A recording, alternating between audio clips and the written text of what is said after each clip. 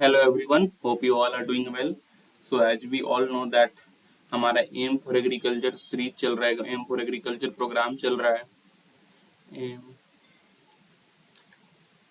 जिसके अंदर की we have daily answer writing test plus complete tests. So जो डेली आंसर राइटिंग टेस्ट है उसमें डे 3 के जो आंसर्स हैं वो मैं डिस्कस करना चाह रहा हूँ. डे 1 और 2 के मैंने आंसर्स को डिस्कस कर दिया था. फिर संडे को we had a holiday and Monday को जो आंसर्स आई थी उसको मैं आज डिस्कस कर देता हूँ. So the questions were, the first question was discuss about the prospects of conservation agriculture in India and I am discussing this question so that कि अगर आप सब ये आंसर्स कॉपीज देखो तो you also get an idea to how to approach the answers, कैसे यहाँ बच्चे आंसर से अप्रोच कर रहे हो और कैसे आप भी उनको कर सकते हो. So let's start. क्या क्या प्रोस्पेक्ट्स हैं कंजर्वेशन एग्रीकल्चर के इंडिया में. तो सबसे पहले as you can see this student has defined conservation agriculture that is farming with no soil and no disturbance of soil, permanent soil cover, and biodiversity of species. Very well written. Then he has discussed the prospects. The prospects में सबसे पहले उन्होंने usage of conservation agriculture जैसे increase होगी usage of conservation agriculture तो cost कैसे क्या होगी, प्रोडक्शन की हमारी कॉस्ट कम होगी बिकॉज की क्योंकि हमारा टीलेज वगैरह कम यहाँ पे इस्तेमाल होगा. We will shift to elements which are available, मतलब कि जो हमारे फार्म पे अवेलेबल हो, which are available on the farm only, so that कि एक्सटर्नल जो इनपुट्स हैं उनकी थोड़ी सी यूज कम होगी तो obviously cost of production will reduce. जैसे देखो इन्होंने यहाँ पे एग्जाम्पल देख के समझाया हुआ है कि फ्यूल लेबर सब सेव हो सकता है इसमें. It can also lead to reduction of weed, जैसे फॉर एग्जाम्पल इन्होंने दिया हुआ है फैलरिस माइनर इन वीट. ठीक है. It will lead to conservation of water and nutrient. Very nicely explained. तो सारे पॉइंट्स को अच्छे से एक्सप्लेन किया हुआ. You can pause the video and also read the answers if you want. Obviously it will lead to increase in yield. It is environmental friendly. It doesn't exploit the soil. तो ये सब common points है जो आप सब जानते हैं, but इसको आंसर में अच्छे से अप्रोच करने में काफ़ी अच्छी चीज़ है. जैसे देखो यहाँ पे एक काफ़ी अच्छी पॉइंट उन्होंने लिखा हुआ एग्जांपल देकर के that stable burning problem of Delhi NCR can be reduced और यू कैन से रिजॉल्व्ड. तो ये सारी चीज़ें हैं जो कंजर्वेशन एग्रीकल्चर से होंगे. अंदर इंपॉर्टेंट पॉइंट डाइवर्सिफिकेशन में हेल्प करेगा. सॉइल और वाटर, क्योंकि यहाँ पे मिनिमम सॉइल डिस्टर्बेंस है तो उसके अंदर जो न्यूट्रिएंट रिप्लेनिशमेंट है वो होगा. So this is what, this is how you can approach the answer and very nicely written.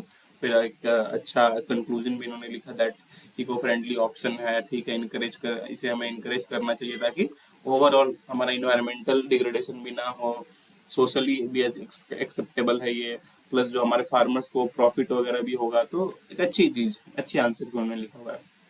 The second question was the difference between DNA and RNA. देखते हैं इन्होंने कैसे अप्रोच किया हुआ है. दोनों के डिफरेंस को भी देख लेते हैं. तो we all know that DNA is double helix, RNA is single stranded. Very nicely written. DNA में जो बेस पेयर्स होते हैं those are adenine, thymine, guanine and cytosine. और आरएनए में क्या होता है कि थायमिन के जगह पे देर इज यूरासिल. ठीक है. ये माइटोकॉन्ड्रिया में प्रेजेंट है, न्यूक्लियस में प्रेजेंट है, ये साइटोप्लाज्म में, देखो ये इंपॉर्टेंट है. आरएनए जो साइटोप्लाज्म में प्रेजेंट होता है. लाइफ टाइम देखा जाए तो डीएनए का लाइफ टाइम लॉन्ग होता है, आरएनए का शॉर्ट होता है. इसमें एंटी पैरेलल हेलिक्स होता है, इसमें पिन एंड लूप्स होते हैं. DNA is static genetic data storage है. It is dynamic, RNA dynamic है. it is more prone to UV damage, it is less prone to UV damage. DNA is more stable, RNA is less stable. You can also add it. चाहे तो आप चार gaps rules वगैरह भी add कर सकते हो इसमें. तो कुछ कुछ पॉइंट है जो इसमें आप ऐड भी कर सकते हो, बट ओवरऑल आंसर लिखना है तो इतने पॉइंट्स इनफ है. And very well concluded also. ज़्यादा लंबा कंक्लूजन भी नहीं है एंड वेरी पॉजिटिव स्टेटमेंट. तो ऐसे स्टेटमेंट्स आप कंक्लूड करोगे ब्रीफ इन ब्रीफ तो it helps you in enhancing your answers. तीसरा क्वेश्चन था what do you mean by agro forestry. Agro forestry क्या होता है, उसका environmental, economic and social benefits लिखने थे and it was a 20 marker question. तो इन्होंने पहले अच्छे से एग्रो फॉरेस्ट्री को डिफाइन किया हुआ है that is crops, trees, you can also include here you can also include here animal husbandry. सबको मिक्स करके इंटीग्रेट करके जब हम फार्मिंग करते हैं तो that is known as agroforestry. We all know that. Example में भी इन्होंने लिखा हुआ है. ठीक है, ये सब देख लेना. देखो इन्वायरमेंटल बेनिफिट्स क्या क्या है एग्रो फॉरेस्ट्री के.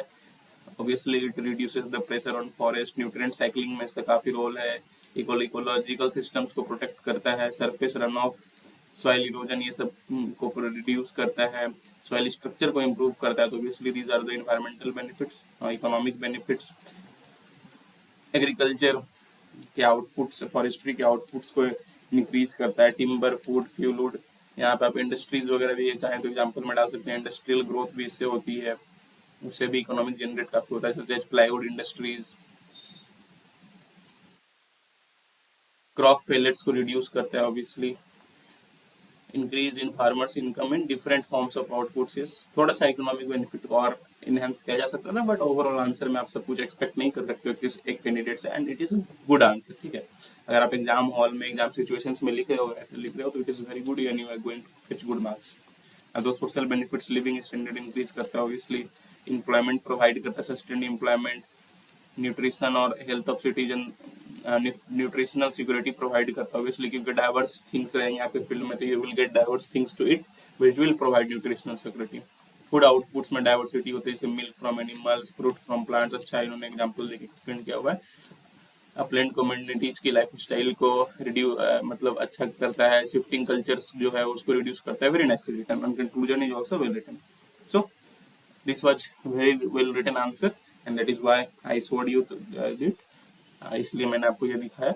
और भी काफी अच्छे अच्छे कॉपीज आए, बट क्योंकि मैं सारे कॉपीज को वीडियोस में डिस्कस नहीं कर रहा, तो कोई भी एक कर लेता हूँ, जो सबसे पहली आती है शायद उसको मैं कर लेता हूँ, या फिर दो मुझे लगता है कि थोड़ी क्लियर है, जो कि अच्छे से आप उसको अपने से अप्रोप्रिएटली कंसिडर करके अपने आंसर्स में इंक्लूड करो, तो ऐसे कॉपीज को मैं इंक्लूड कर लेता हूँ। बाकी काफी अच्छी अच्छी कॉपीज आती हैं, and you can take help from this copies also to how to approach the answers. So that is all for today. Please do like, please do share, and please do subscribe.